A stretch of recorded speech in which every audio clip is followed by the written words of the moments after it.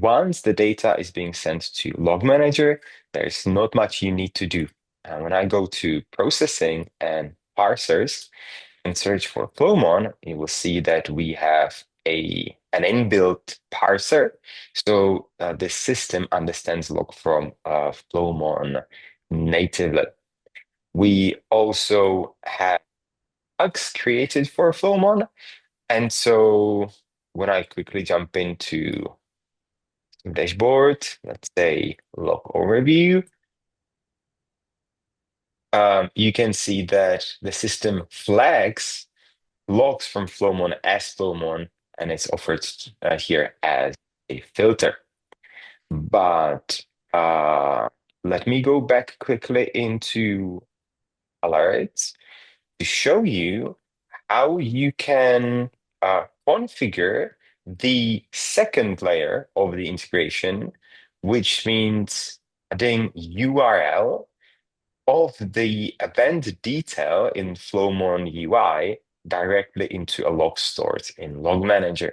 And it's done by an inbuilt alert, where the only thing you will do is to define the host name of your Flowmon solution to be populated in the full URL. So that's pretty much the only configuration you do, one host name, and all the three layers of the integration are then enabled. Now, let's build on top of the dictionary attack event that Philip presented. I'll go to dashboard. And I also mentioned that we have an inbuilt dashboard for Flowmon. So let me search for that. Here's progress from Flowmon ADS. When I open the dashboard and scroll down a bit, let's find that event category. Anomaly, multicast. I don't see it here. It's probably so small that it doesn't fit into the top 10 list here. So let me search for other. When I add it into a filter and scroll up to show you, you can see that Logmanager automatically creates a filter not to show the top categories of events. And now I can see that within the other category, we have the dictionary attack that we were searching for. I'm not worried about the rest of the events now, so let's add dictionary attack into our filter to only see that type of attack. Again, I have a new automatic filter populated here. And right away, I can see that it wasn't isolated only to SSH, but there are also some other protocols involved like SMTP, Samba, FTP, and RDP. Right, so I know that there are some attacks, and I also see the sources. This is information that you see in Flowmon as well. Um, Let me maybe scroll down a bit to also show you the volumes of data transferred, which are very small.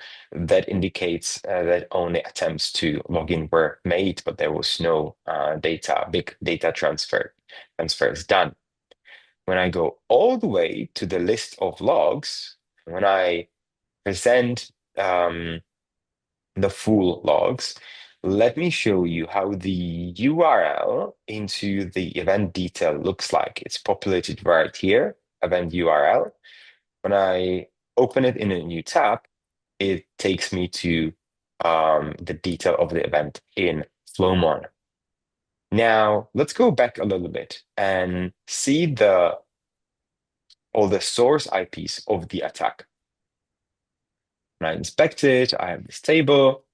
And I want to search for the traffic related to these IP addresses that was happening around the event of the dictionary attack.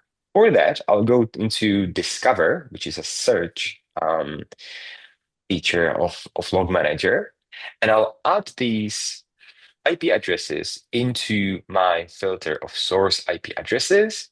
I'll choose is one of these IP addresses. I'll add that into my filter. And since my time frame is only 15 minutes, I'll probably extend that to 15 days ago and update my search query. Now, I'm interested in this time frame, so let's mark it. And what I see is um, all the logs related to these IP addresses, not only from Flowmon, but any other system. But I don't want to see the full length of the log. I'm specifically interested in the source IP. So let me add that into my table. I'm specifically also interested in the destination IP. And I'm also interested in tags, or in other words, the systems where we see occurrences of communication of these attackers' IP addresses. Now, we've already investigated Flowmon once, so let me exclude that from the filter. And right now we can see that the filter is being built as we go. And what I see is that there's quite a few logs related to FortiGate firewall. Let's now focus on our investigation on that system. For FortiGate, we also have an inbuilt dashboard. So let me go to that one. It's actually presented right here on the default dashboard with the list of inbuilt dashboards. And after opening this FortiGate traffic log dashboard, we can again add into our filter those specific IP addresses that we are interested in. So again, is one of all those IP addresses, save that. Maybe one last day is fine for the demonstration. And when I scroll down, I can see indeed the services that were being attacked. But also now I see the results of that communication, that some of those attempts were accepted, some were timed out, etc. Now, when I scroll a bit deeper, I can confirm all those IP addresses that we put into our filter as source IPs.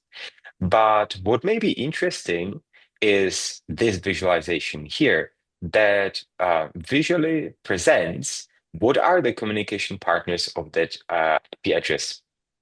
Now, when I click on that, I can see all those IPs. Now, since Logmanager has information from the server or application layer as well, what I would do now is to take this IP address and do further search on to understand what type of service it is, what it does, what happened within the communication related to the attack, etc. Also, I have the graphical visualization on the map. In our lab, for some reason, the country of the logs from FortiGate shows China. We although send it from a local IP in Czech Republic, we can definitely work on that. But for the demonstration purposes, this is just a representation of how you can view the data. And again, all the logs related to these visualizations are listed down below. And we can see the level of application detail, which tells us what was the action that FortiGate took with that communication sent to them, so we understand the character of the events related to it.